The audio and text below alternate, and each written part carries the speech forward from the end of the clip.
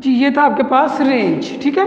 Smallest value minus largest value minus smallest value, तो range का formula आपके पास बन जाएगा। इसमें हम जो रेंज है वो फाइंड करते हैं फॉर अनग्रुप डाटा, कि अनग्रुप डाटा में आपने रेंज को किस तरह से कैलकुलेट करना है। रेंज फॉर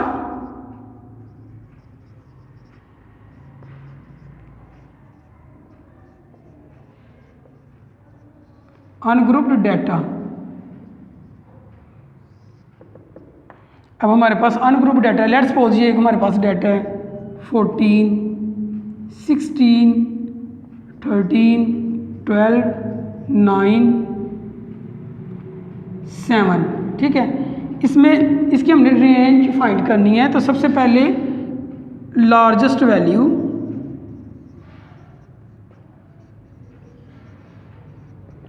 अब देखिए डाटा में सबसे बड़ी वैल्यू कौन सी है 16, तो ये लार्जेस्ट वैल्यू, और स्मॉलेस्ट वैल्यू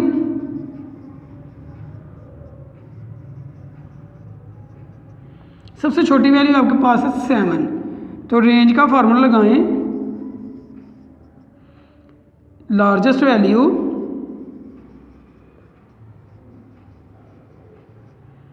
माइनस स्मॉलेस्ट,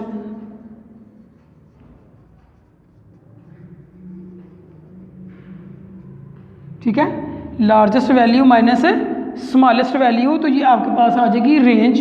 तो आपके पास डाटा के अंदर largest value 16 minus 7 smallest value है, तो 16 में से 7 माइनस करें तो 9 आपके पास रेंज आ जाएगी फॉर अनग्रुप डाटा। तो देखिए अनग्रुप डाटा में आपको पता है कि डाटा की ग्रुपिंग नहीं होती, उसमें आपके पास डाटा इंडिविजुअल आता है, तो उसमें आपने सबसे पहले largest value minus smallest value करना है। लार्जेस्ट वैल्यू देखनी है डाटा के अंदर, स्मॉलेस्ट वैल्यू देखनी है, उसमें से लार्जेस्ट में से स्मॉलेस्ट को माइनस करेंगे तो आपके पास रेंज जो है वो कैलकुलेट होके आ जाएगी। अब हम रेंज कैलकुलेट करते हैं for group data. Group data के अंदर रेंज को कैसे आपने पढ़ना है, किस तरह से आप रेंज जो है वो कैलकुलेट कर सकेंगे फॉर ग्रुप डाटा। तो इसके लिए एक ग्रुप डाटा का क्वेश्चन लेते हैं जिसमें आपको पता है कि ग्रुपिंग की होती है और फ्रीक्वेंसी भी साथ होती है। तो उसमें हम देखेंगे कि रेंज क्या आती है 70, ये हमारे पास ग्रुप्स हैं। तो हम हेडिंग दे देते हैं कि रेंज फॉर ग्रुप डाटा।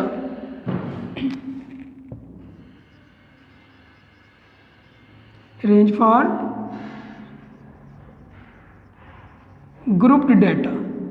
अब हमारे पास जो डाटा है वो ग्रुप की फॉर्म में होगा, तो ग्रुप्स या क्लासेस और उसके बाद फ्रीक्वेंसी है। हमारे पास जो ग्रुप्स हैं वो 70 to 74, 75 to 79 जो डाटा दिया हुआ है 70 to 74, 75 to 79, 80 to 84, 85 to 89, 90 to 94, ठीक है जी, और 95 to 99। ये हमारे पास क्लासेस हैं, इनमें फ्रीक्वेंसीज भी हमें गिवन है। फ्रीक्वेंसी है 1771 है, 7 है, 17 है, उसके बाद 29, 20 और बाद में आपके पास है जी 16, ठीक है 16। ये आपके पास आ गई फ्रीक्वेंसी, ठीक है जी, ये फ्रीक्वेंसी आ गई। अब आपने इसकी रेंज फाइंड करनी है, तो रेंज के लिए आपके पास फार्मूला है कि मैक्सिमम और मिनिमम वैल्यू। तो ये आपको पता है कि ये वाली जो साइड होती है ये लोअर बाउंड्स होती हैं और ये वाली अपर क्लास बाउंड्रीज होती हैं, ठीक है। तो आपने देखना है कि रेंज का फार्मूला, रेंज किसके इक्वल है, रेंज है largest value minus smallest value. ये आपके पास रेंज आएगी कि लार्जेस्ट वैल्यू में से स्मॉलेस्ट वैल्यू आपने कैलकुलेट करनी है। तो लार्जेस्ट वैल्यू आपके पास जो आ रही है वो जी लार्जेस्ट वैल्यू देखिएगा, जो अपर क्लासेस हैं आपकी उनमें सबसे लास्ट वाली है 99 और स्मॉलेस्ट वैल्यू जो आपके पास आ रही है वो लोअर क्लास जहाँ से स्टार्ट हो रही है 70। तो रेंज के फार्मूले में इसको पुट कर दें। लार्जेस्ट आपके पास 99 माइनस 70, ठीक है। तो ये आपके पास रेंज आ गई 29। किस तरह से आपने कैलकुलेट करने ग्रुप डेटा की फॉर्म में कि लोअर क्लास बाउंड्रीज और अपर क्लास बाउंड्रीज, जो स्मॉलेस्ट होगी वो लोअर क्लास बाउंड्रीज जहाँ से स्टार्ट हो रही है वहाँ पे है, और जहाँ पे अपर क्लास बाउंड्री एंड हो रही है वो आपकी लार्जेस्ट वैल्यू है, ठीक है। तो यहाँ से रेंज आपके पास आ जाएगी लार्जेस्ट माइनस स्मॉलेस्ट। तो 99 माइनस 70 आपके पास 29 जो है वो रेंज कैलकुलेट हो गई, ठीक है। अब हम रेंज के मेरिट और डीमेरिट पढ़ते हैं, तो फिर ये आपका टॉपिक कंप्लीट हो जाएगा रेंज का, जो कि आपका एक एब्सोल्यूट मेजर ऑफ डिस्पर्शन है, ठीक है।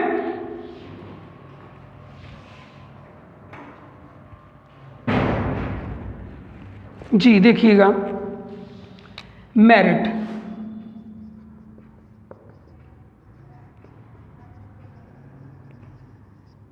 रेंज के मेरिट्स हम पढ़ने जा रहे हैं कि ये क्या होते हैं।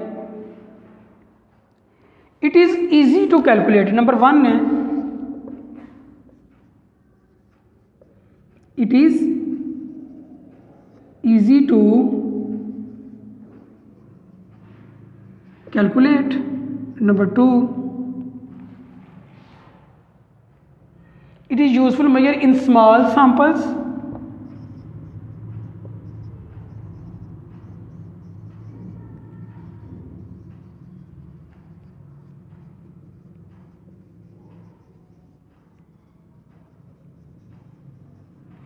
ठीक है कि ये हमारी यूजफुल मेजर है स्मॉल सैंपल्स के अंदर। उसके बाद देखिएगा ये इसके मेरिट हैं, डीमेरिट्स।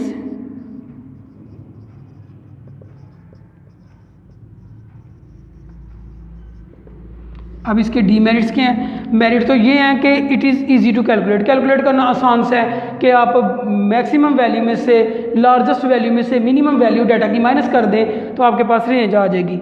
और यूज़फुल मेजर है स्मॉल सैंपल के लिए, जब आपके पास सैंपल साइज स्मॉल सैंपल है तो उसके लिए ये बहुत अच्छी मेजर है, मेजर ऑफ डिस्पर्शन में। अब इसके डीमेरिट भी हैं, वो क्या हैं? It is not based on all values.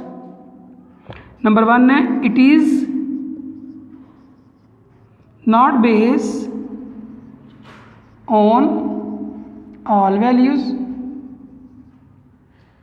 Number 2 कि ये ऑल वैल्यूज के ऊपर बेस नहीं करती। आपने देखा होगा कि डाटा में सिर्फ हमने 2 ही वैल्यू लेते हैं, एक लार्जेस्ट वैल्यू और एक स्मॉलेस्ट वैल्यू। लार्जेस्ट में से स्मॉलेस्ट को माइनस करते तो रेंज आ जाती है। तो इस तरह से हम ऑल वैल्यूज को यूज़ नहीं करते, तो इसलिए ये इसका डीमेरिट होगा। Number 2, it depend upon only extreme observation. It depends only extreme observations।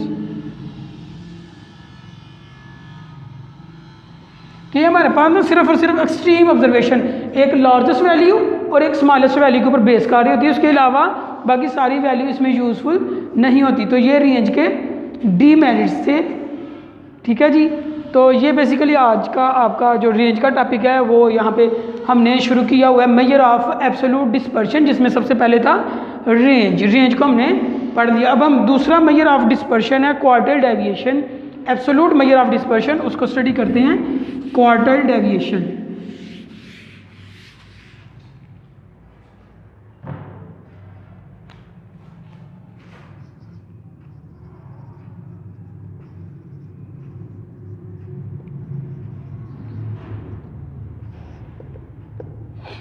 Ji quartile deviation क्या है इसके बारे में हम पढ़ते हैं। The measure is based on quartile, this measure is based on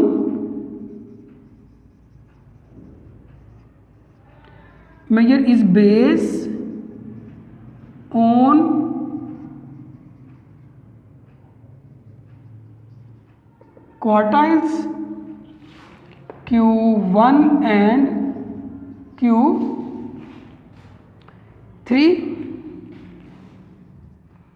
ये मेजर जो है ना ये क्वार्टाइल पे बेस करती है, जिनमें Q1 और Q3 है। आपको पता है कि क्वार्टाइल 3 होते हैं, फर्स्ट क्वार्टाइल, सेकंड क्वार्टाइल और थर्ड क्वार्टाइल।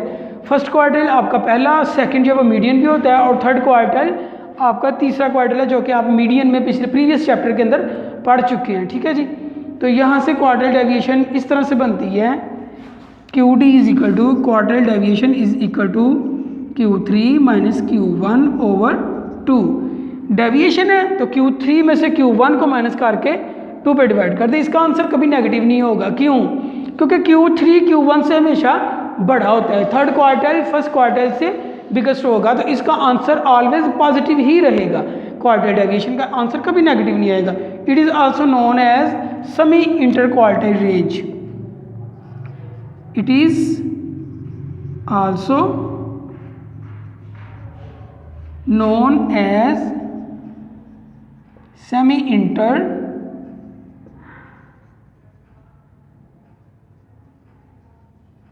Quartile range. हम इसको सेमी इंटर क्वार्टाइल रेंज भी कह सकते हैं, क्योंकि देखिएगा क्वार्टाइल में से माइनस करके 2 पे डिवाइड करें, तो इसलिए इसको सेमी इंटर क्वार्टाइल रेंज भी कहा जाता है। This measure can not be negative. मैंने पहले बात की है कि ये मेजर कभी नेगेटिव नहीं होगी, बिकॉज क्योंकि the third quartile is always greater than the first quartile. जो थर्ड क्वार्टाइल है वो फर्स्ट क्वार्टाइल से ऑलवेज बिगेस्ट होगा, बड़ा होगा, इसलिए इसका आंसर कभी नेगेटिव नहीं आएगा। Must be at least as large as the lower quartile से smallest value of quartile deviation. अब हम इसकी इंटरप्रिटेशन करते हैं कि क्वार्टाइल डेविएशन का आंसर अगर लार्ज आ जाए या स्मॉल आ जाए तो उसका क्या मतलब है। ठीक है, सबसे पहले तो क्वार्टाइल डेविएशन में दिस मेजर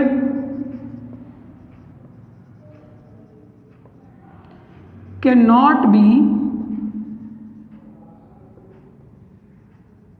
नेगेटिव, कि ये मेजर कभी भी नेगेटिव नहीं होगी, ऑलवेज पॉजिटिव होगी। ठीक है, सबसे पहली बात कि ये मेजर नेगेटिव नहीं होगी। इसकी रीज़न मैंने आपको बता दी है कि Q3 always greater than Q1, तो Q3 ग्रेटर देन Q1 है, तो इसलिए ये कभी नेगेटिव नहीं होगी। A small value of quartile deviation, इसकी इंटरप्रिटेशन कैसे होगी। A small value of quartile deviation QD, ठीक है, क्वार्टाइल डेविएशन की अगर स्मॉल वैल्यू आती है, इंडिकेट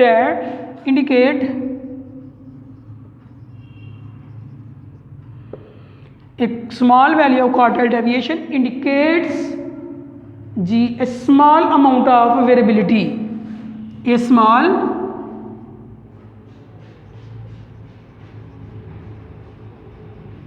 अमाउंट ऑफ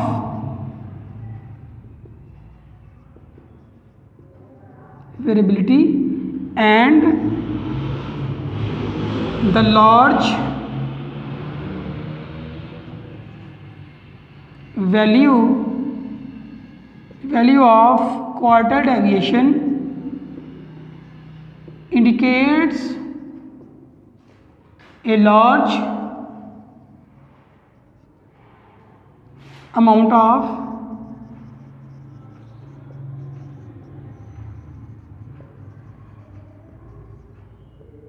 वेरिएबिलिटी। देखिएगा क्वार्टाइल डेविएशन का आंसर छोटा आने का मतलब यह है कि वेरिएशन जो है, वेरिएबिलिटी है डाटा के अंदर, वो स्मॉल है।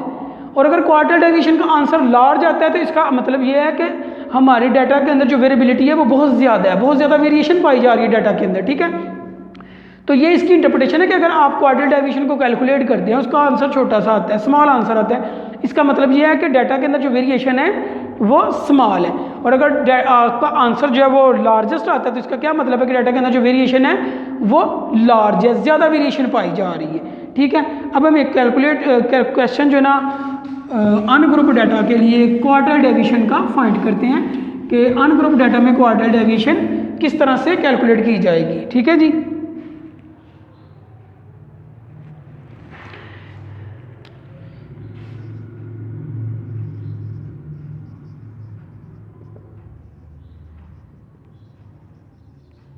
क्वार्टाइल डेविएशन फॉर अनग्रुप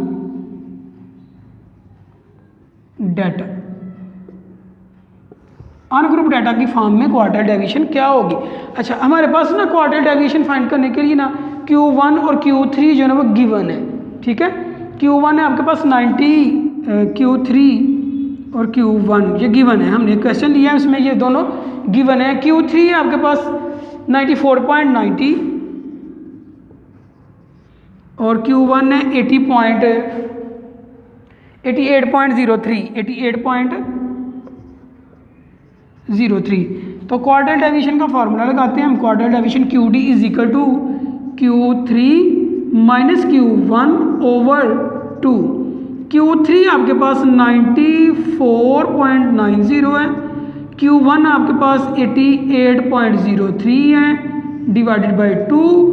तो इसको कैलकुलेट करें आप, कैलकुलेटर से 94.90 माइनस 88.03 डिवाइडेड बाई 2 कर देंगे तो 3.435 आपके पास आंसर आ गया QD का, ठीक है। अब ये QD का आंसर में क्या इंडिकेट कर रहे हैं यहाँ पे कि ये जितनी QD की वैल्यू आई है हमारे पास डाटा के अंदर जो फैलाव है, जो वेरिएबिलिटी है वो इतनी आएगी QD की। देखिए 3.4 सेंटीमीटर कह लेंगे, अगर मिलीमीटर है तो मिलीमीटर कह लेंगे, डाटा के अंदर स्कैटरनेस फैलाव या वेरिएबिलिटी मौजूद होगी।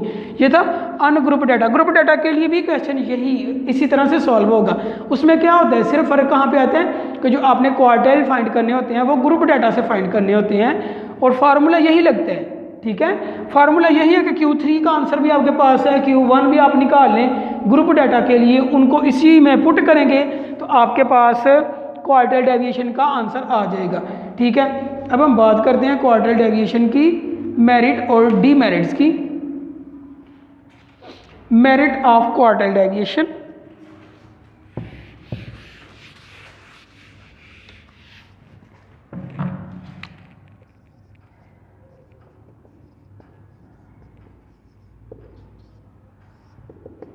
merits of quarter deviation. Number 1, it is easy to calculate.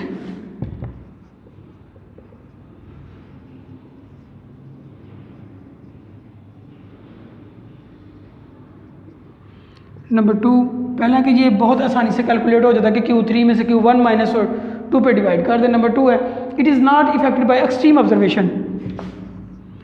It is not affected by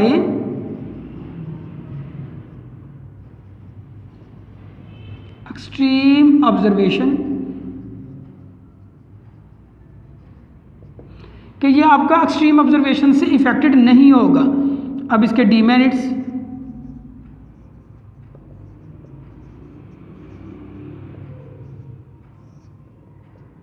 quarter deviation के डीमेरिट्स भी हैं। Number 1, it is not based on all observation. It is not based on all observation.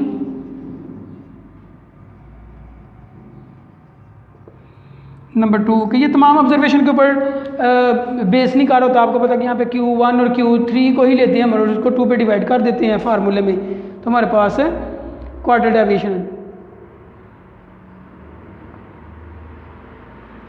Quarter deviation will be same, इसका demerit ये भी है, quarter deviation will be same, ठीक है, कि क्वार्टर डेविएशन सेम होगा कब, फॉर ऑल डिस्ट्रीब्यूशन हैविंग,